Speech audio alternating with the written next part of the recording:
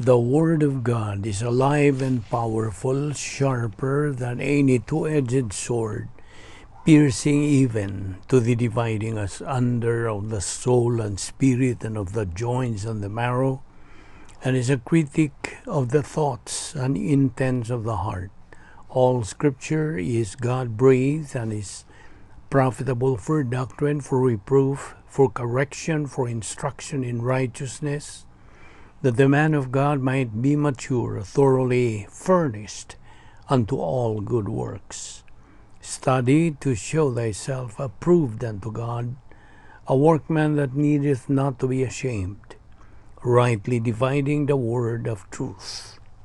Luke 6:38, Give, and it will be given to you. Good measure, pressed down, shaken together, and running over will be put into your bosom. For with the same measure that you use, it will be measured back to you. Colossians 3:23-24. And whatever you do, do it heartily, as to the Lord and not to men, knowing that from the Lord you will receive the reward of the inheritance, for you serve the Lord Christ. Matthew 6:20-21.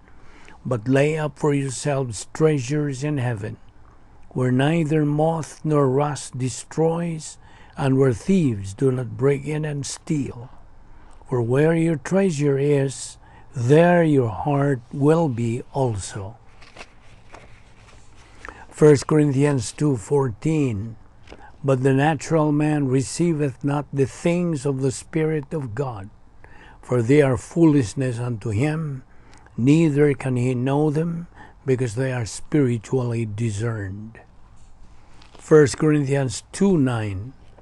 But as it is written, Eye hath not seen, nor ear heard, neither have entered into the heart of man the things which God hath prepared for them that love Him.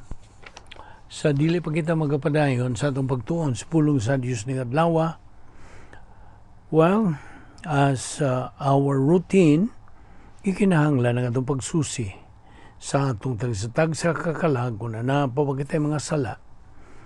Kay kining maong mga sala, kung dili nato isugid ngadto sa tubangan sa Dios kamahan, kini mahimo lamang babag sa atong pagtuon sa pulong sa Dios. Busa ato karong gabiton ang prinsipyo sa 1 John 1:9, which says, if we confess our sins, God is faithful and just to forgive us our sins and to cleanse us from all unrighteousness. For you unbeliever, the issue you are facing is not confession of your sins. It is using your free will so you can make the most important decision in your entire life, the decision to believe in the Lord Jesus Christ as Lord and Savior. Acts 16:31, nagakanayon, tumuo ka kang Ginoong Hesus ug ikaw maluwas. Busa karon mag-andam ta pinagi sa hilom nga pagampo. Let us pray.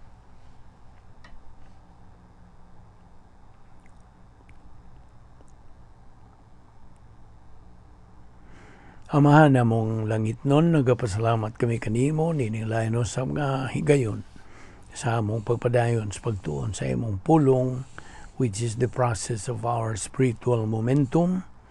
We pray that God, the Holy Spirit, will enlighten us, challenge us, motivate us to these things that you're going to teach us today.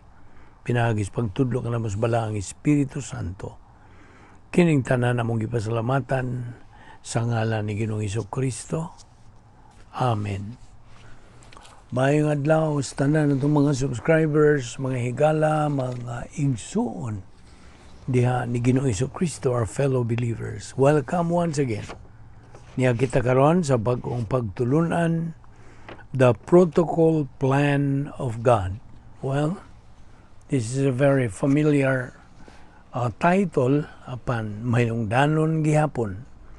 Although nakadungog ka na tingali, imo na kining tunan apan mahinungdanon sa atong main thrust nato sa atong ministry is inculcation. So, mao ni nga nagbalik-balik kita.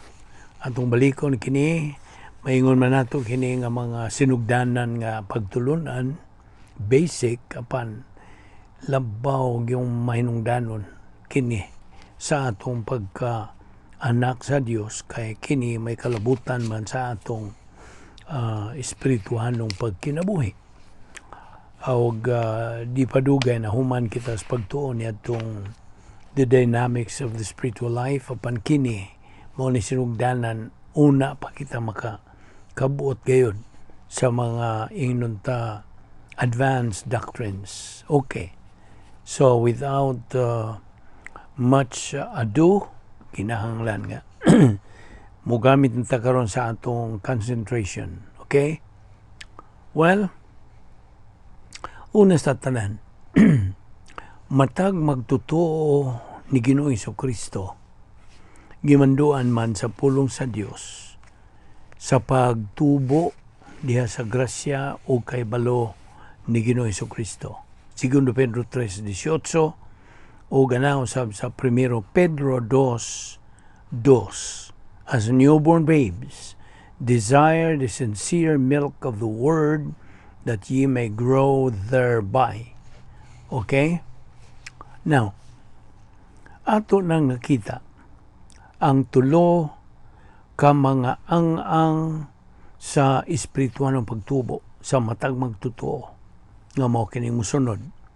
Ang imong pagkabata, ingon nga bata nga magtotoo, kay you are a baby believer, brephos, matud pa sa Griego.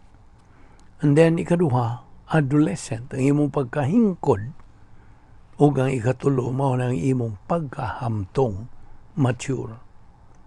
Now, atong na katunan, nga kabubuton sa Dios nga ang tanang mga magtutuo makakabuot sa gitawag og full knowledge of the Word of God. Kay kini mao man ang ang-ang nga diin na nakitay katakos sa pagkinabuhi, katakos sa pagdawat ng mga panalangin, katakos sa pagkalipay samtang niya kita nining ikaduhang bahin sa plano sa Dios. Now, nganong may umatag ikaduhang bahin? Of course, ang plano sa Dios na bahin magtulo. Una niini kaluwasan. Ikaduha, ang imo ng pagkakristuhanon dinhi sa panahon, believer time, mo kanay ikaduha. O ang ikatulo, ang imo ng pag-uban sa Dios dito sa eternidad, phase 3. So nawahin kini og 3 phases. Phase 1, salvation. Phase 2, believer in time. And phase 3, believer in eternity. Now, atong nakita nga ang matag magtotoo gi pahimangnuan sa Dios nga siya maka buhat og mga Diyos nun nga mga binuhatan, divine good, nga kini gi kaamgid ngadto sa pilak, bulawan ug mahalon nga mga bato. Divine good, which is equivalent to gold, silver, and precious stones. Definitely, sa diha ngang magtotoo, magapositibo ngadto sa pagtudlo sa pulong sa Dios, kini mo resulta sa iyang pagtubo nga espirituhanon. Sa laing bahin, sa diha ngang magtotoo turns negative, maingon siya dili ko. So, muwalibad siya, musalikway siya sa kabubuton sa Dios sa pagtubo sa iyang kalag. Now, because he turns negative to the teaching of the Word of God, kini mo resulta to a lack of spiritual growth. Wala. Dili siya magtubo. Ang iyang kalag, I mean. Hence, the stagnation of the spiritual life, retrogression in growth, and the necessity of relearning sa mga kategorya sa doktrina. Now, agi og ingnon ta review paglabas sa itong panumduman. Akong balikon na po itong tulo ka mga bahin sa plano sa Diyos. Phase 1, kaluwasan. Mga buhat, Kapitulo 16, versikulo 31. Nagakanayon kining maong pulong sa Diyos. Tumuo ka kang Ginoong Hesus ug ikaw maluwas. Now, ingon nga dili magtutuo, nga nakadungog sa maayong balita sa kaluwasan. Who hears the gospel, believe on the Lord Jesus Christ, and thou shalt be saved. O mugamit siya sa iyang pagtuo sa dawat o pagtuo kang Kristo ingon nga iyang maluluwas. Pangutana, ano sa mga klasiha itong pagtuo nga gigamit sa maong dili magtutuo? Of course, dili magtutuo pa siya sa wa pa siya mutuo. Nakaroon, kaya nahimo naman siyang magtutuo. Ang akong pangutana, unsa mang matang katong pagtuo nga iyang gigamit? Kadtong maong pagtuo gitawag og activated faith. Activated. Na kanang nabuhi. Okay? Now, it is faith in the soul. Pagtuo diha sa kalag sa maong dili magtutuo. And it is now activated tungod sa iyang positibo nga kabubuton. Now, sundan ni Mayo, sundan ginig Mayo, di ka madalas passing sa unsa. Basig wa ka sa passing ba? Okay. So, kung balikon, it is faith in the soul and it is activated by positive volition. Now, ang tanang mga sakop sa kaliwatan sa tao na nag-iya og pagtuo. Okay? All members of the human race have faith as a part. Ingon nga bahin kini sa iyang kanang kinaiya siyang kalag. It's part of the essence of the soul. Now, of course, they do lots of things by faith every single day. Diba? Mugamit man kita sa pagtuo matag adlaw. Now, most people, kasagarang mga tao, lingkod na diyan sila, mudayo na silang tangka, kaon tingali, with some knowledge of Bible doctrine, Word of God, usually pray. Katubang na igamayang doktrina, usually, piyong sila silang mata, o mudayon sila ampo. They pray and ask God's blessing on the food. But, kadaghanan yung mga tao, by the hundreds and millions and 3 billions and 4 billions every year, or every day, lingkod na sila, kaundayon, they just lump it down and don't think much about whether or not it's going to be nourishing or it's going to kill them, especially in this country. They deceive, they just assume that it's going to be beneficial and not harmful. So, ang matag usa ka tawo na nag-iyag pagtuo as part of the essence of the soul. Okay? But, kung bahin na sa kaluwasan, ang pagtuo, gipunting kini, girumbo kini, directed towards whom? Kang Ginoong Jesucristo. Kung bahin sa kaluwasan. And that is activated faith.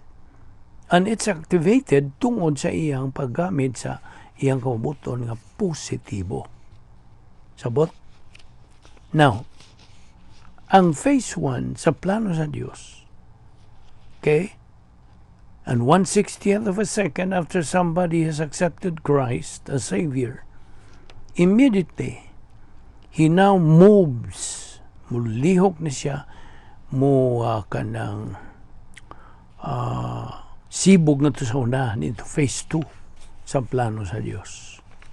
Now, ang phase 2, okay, ang ikaduhang bahin sa plano sa Dios will extend at the moment of salvation, represented by the cross, as far as the church age is concerned, to physical death or the rapture, whichever occurs first. Now, if it is physical death, the believer goes out, either the sin unto death or dying grace. Kaya duha mo gud kaklaseng kanang kamatayon sa magtotoo. Either sin unto death, kung he died or he dies as carnal and reversionistic, wa siya magatubo, or dying grace, which is siya nakatuman sa plano sa Dios. Now, in other words, he is a winner believer.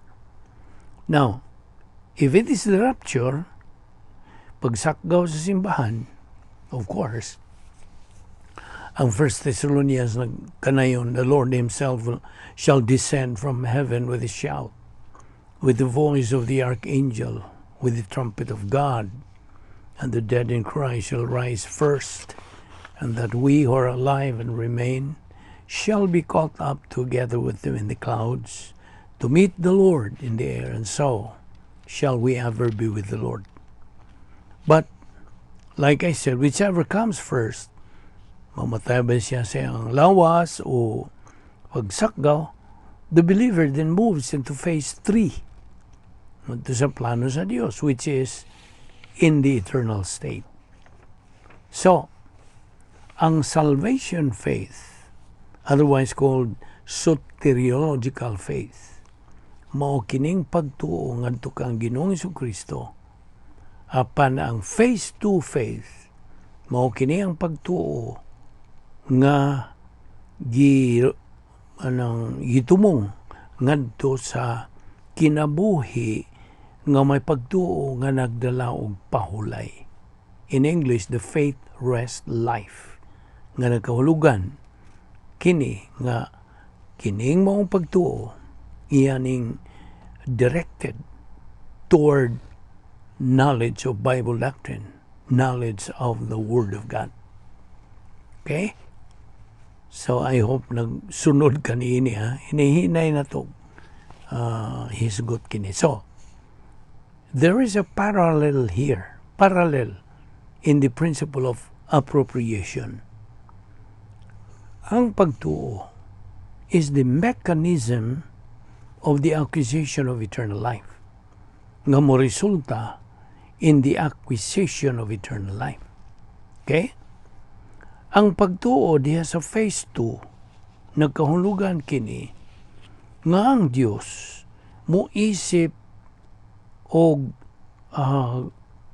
panalangin nga grasya, grace, blessing ngadto sa magtutuo diha sa ikaduhang bahin sa plano sa Dios. Spiritual blessing and temporal blessing mo na atong gitutukan. Now in phase 1, pagtuo kadtong ngadto kang Ginoong Jesucristo, nagkahulugan nga ang magtutuo gilikay na siya sa linaw sa kalayo. Gipalingkawas na siya. Kanang iyang pagtuo ngadto kang Ginoong Jesucristo, nagkahulugan nga siya gipalingkawas na gikan sa linaw sa kalayo. Sa phase 2, kanang pagtuo niya sa faith-rest life, nagkahulugan nga ang magtutuo gipalingkawas na siya to divine blessing. Okay? Gipalingkawas na siya ngadto sa divine blessing. Mga panalangin gikan sa Dios. Kini is the byproduct of positive volition ngadto sa pulong sa Dios. Dinhi una nato ihulong dinita sa punto bahin ini nga pagtuon bahin ini atong ipadayon kini ugma. Okay?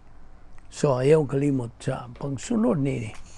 kay nindot kayo kini maong doktrina nga atong ginatun-an o makadugang kini sa imong kaalam ikan sa pulong sa Dios. Magampo ta. Balaan na mo nga Dios, nagapasalamat kami kanimo sa imong grasya nga among gipahimo sala nining adlaw.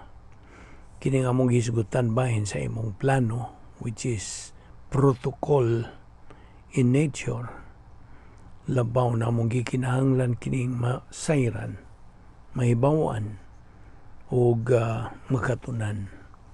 Aron kini among tuuhan, among gamiton, kadugang kini sa napundo namong mga kamatuoran dinhi sa among kalag. Uban ni kami o Dios sa among paggamit niini, adlaw-adlaw matagutlo namong pagkinabuhi, o dada kami pagbalik ugma dinhi. Aron kami makapadayon nini among adlaw-adlaw nga pagtuon sa among pulong. Salamat ning among Bible study through the YouTube sa Balbido Evangelistic Ministry. Panalangin ni kining mao ministry. Gamita kini alon sa pagpalapad sa imong gingarian ug sa pagsabwag kining imong kamatuoran ngadto sa wala pay alamag bahin ini. Kining tanan among gipasalamatan sa ngalan ni Ginoong Hesukristo. Amen.